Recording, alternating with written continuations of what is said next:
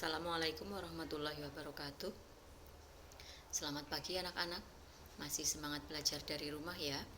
Untuk pertemuan kali ini kita akan mempelajari tentang teks prosedur. Teks prosedur merupakan teks tulis atau lisan yang berisi instruksi kepada pembaca atau pendengar untuk membuat atau melakukan sesuatu. Teks ini menggambarkan cara melakukan atau membuat melalui serangkaian tindakan atau langkah-langkah. Nah, tujuan teks prosedur itu sendiri yaitu untuk memberikan petunjuk atau cara melakukan sesuatu melalui serangkaian langkah atau tindakan. Jadi ada langkah-langkahnya, ada tindakannya. Itu tujuan dari teks prosedur. Kemudian fungsi dari teks prosedur itu sendiri yaitu untuk menginformasikan cara membuat atau melakukan sesuatu kepada pembaca atau pendengar. Contohnya, guru atau orang tua memiliki tanggung jawab untuk membuat paham cara memainkan angklung, melakukan gerakan tari saman, atau membuat minuman dari rempah-rempah.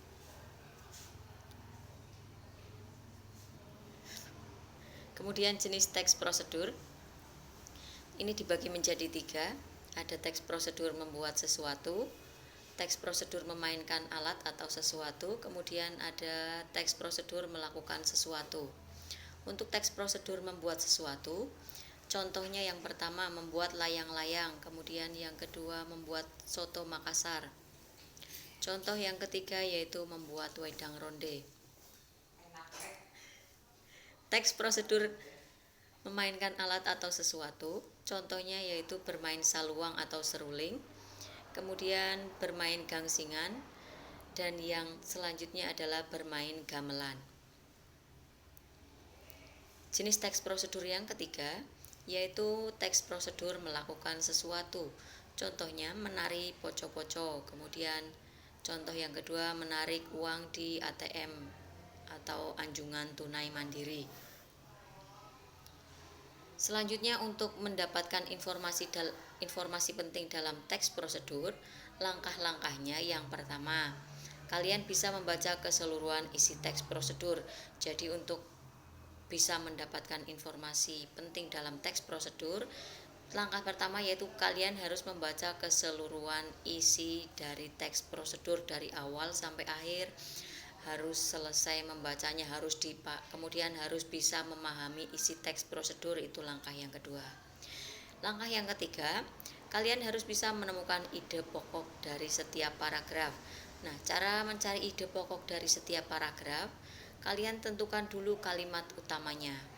Kalimat utamanya biasanya bisa di awal paragraf, bisa di akhir, bisa juga di awal dan di akhir paragraf. Nah, setelah mencari kalimat utamanya, kalian bisa menentukan ide pokok dalam setiap paragraf teks prosedur tersebut. Paham ya? Kita lanjutkan ke simpulan isi teks prosedur. Simpulan isi teks prosedur ini ada pokok isi teks dan intisari teks. Nah, baru bisa diambil sebuah simpulan. Pokok isi teksnya itu membahas tentang apa, kemudian intisari teksnya intinya tentang apa, misal membuat langkah-langkah membuat layang-layang atau langkah-langkah bermain tari poco-poco dan sebagainya. Itu tadi cara membuat simpulan isi teks prosedur.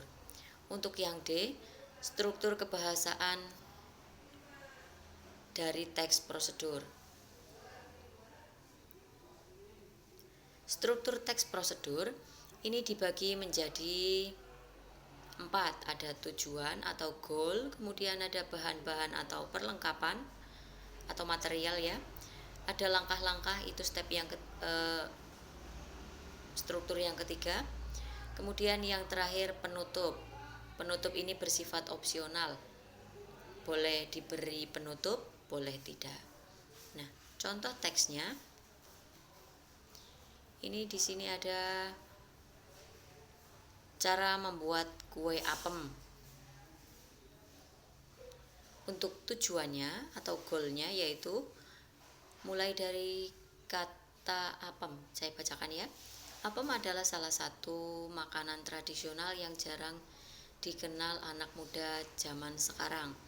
Untuk kembali mengingatkan generasi muda terhadap makanan-makanan tersebut, berikut disajikan resep cara membuatnya agar anak-anak dapat mencoba mempraktikannya di rumah. Nah, bagian tadi paragraf pertama dari kata apem sampai di rumah itu termasuk dari tujuan atau goal dari teks prosedur. Nah, yang kedua strukturnya yaitu bahan-bahan atau perlengkapan. Di sini ada alat dan bahan. Alat dan bahannya yang pertama ada cetakan apem, yang kedua 275 gram tepung beras, 100 gram tape singkong, setengah sendok makan ragi instan, 100 gram gula merah dihaluskan, 2 sendok makan gula pasir, 150 ml air kelapa, 250 ml santan kental, dan seperempat sendok teh garam. Itu struktur yang kedua masuk ke dalam bahan-bahan atau perlengkapan. Nah, struktur yang ketiga ada langkah-langkah atau step. Nah, cara membuatnya ini ada 9 langkah. Langkah-langkahnya ya. Yang pertama, haluskan tape singkong, campur dengan gula dan ragi instan. Kemudian yang kedua, remas-remas sampai gula tercampur rata dan larut dalam adonan tersebut ya. Yang ketiga, tambahkan tepung beras pada adonan, aduk rata. Kemudian yang keempat, tuangkan air kelapa sedikit demi sedikit sambil diuleni dengan tangan selama 15 menit. Yang kelima, masukkan garam dan santan sedikit demi sedikit sambil diuleni rata. Langkah yang ketujuh, diamkan adonan selama kurang lebih 1 jam hingga mengembang. Kemudian yang ketujuh, panaskan cetakan apem, olesi dengan sedikit minyak. Tuang adonan apem, tunggu hingga tampak lubang-lubang lalu tutup. Nah, yang terakhir langkahnya, balik hingga sisi berwarna matang. Itu tadi masuk ke dalam struktur yang ketiga yaitu langkah-langkah. Nah, yang terakhir ini yaitu bagian penutup. Bagian penutupnya ini opsional, boleh ada, boleh tidak. Nah, di dalam contoh ini ada penutupnya yaitu cetakan kue apem hampir mirip dengan cetakan kue lumpur, yaitu bulat pipi dan dapat ditemukan di toko kesayangan Anda. Tipsnya agar apem mengembang sempurna, yaitu jangan masukkan garam pada adonan, karena itu bisa mematikan ragi dan dapat membuat tekstur apem bantat. Nah, setelah melihat resepnya, kalian bisa mencobanya di rumah. Selamat membuat kue apem di rumah. Bagian yang terakhir tadi itu termasuk penutup. Ini bersifat opsional, boleh ada, boleh tidak. Selanjutnya, kebahasaan dalam teks prosedur. Dalam teks prosedur, kebahasaannya ini yang pertama menggunakan penomoran yang menunjukkan urutan atau tahapan. Kemudian yang kedua, menggunakan kata-kata yang menunjukkan perintah atau imperatif. Jadi biasanya dalam teks prosedur itu menggunakan kalimat perintah. Yang ketiga, menggunakan kata ganti orang kedua. Yang keempat, menggunakan konjungsi yang menyatakan urutan. Kemudian yang terakhir, menggunakan kata keterangan. Nah, kita bahas satu persatu. Yang pertama, menggunakan penomoran yang menunjukkan urutan. Jadi dalam teks prosedur dibuat penomoran, misal cara menanak nasi menggunakan rice cooker. Yang pertama langkahnya apa? Pastinya kalian harus membersihkan beras terlebih dahulu. Tidak mungkin kan urutannya langsung tiba-tiba nasi sudah masak begitu. Jadi harus urutan pertama apa, kedua apa, ketiga apa, dan seterusnya.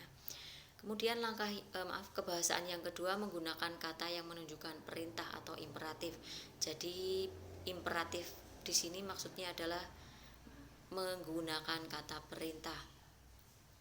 Yang ketiga menggunakan kata ganti orang kedua. Kata ganti orang kedua ini bisa kamu, kemudian Anda, dan sebagainya. Yang ketiga, kebahasanya menggunakan konjungsi yang menunjukkan urutan. Konjungsi yang menunjukkan urutan contohnya adalah lalu, kemudian, setelah itu, dan sebagainya. Yang terakhir, kebahasanya yaitu menggunakan kata keterangan. Selanjutnya cara menyusun teks prosedur. Untuk menyusun teks prosedur, langkah-langkahnya yang pertama menentukan topik yang dituliskan dalam teks prosedur. Jadi harus ditentukan dulu sebelum menulis, itu kalian tentukan dulu topiknya apa. Misal mau membuat roti donat, langkah-langkahnya, kemudian bahan-bahannya itu apa saja. Kemudian yang kedua, mengamati cara membuat, melakukan atau memainkan sesuatu yang telah dipilih.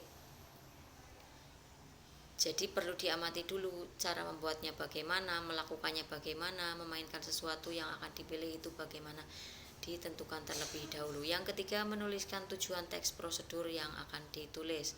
Tujuan ini ditulis agar pembacanya itu merasa tertarik untuk melakukan teks prosedur yang sudah kalian buat. Kemudian mencari data tentang topik yang akan ditulis. Yang kelima, mencatat alat dan bahan yang digunakan. Yang keenam, menuliskan menjadi teks prosedur yang padu. Padu di sini maksudnya berkesinambungan dari awal sampai akhir itu harus runtut. Kemudian yang terakhir, mencatat langkah-langkah secara sistematis. Nah, itu tadi penjelasan tentang pengertian, kemudian jenis-jenis teks prosedur, langkah menulis teks prosedur, dan struktur kebahasaan dari teks prosedur. Semoga bermanfaat. Jangan lupa like, subscribe di channel YouTube saya. Terima kasih. Assalamualaikum warahmatullahi wabarakatuh.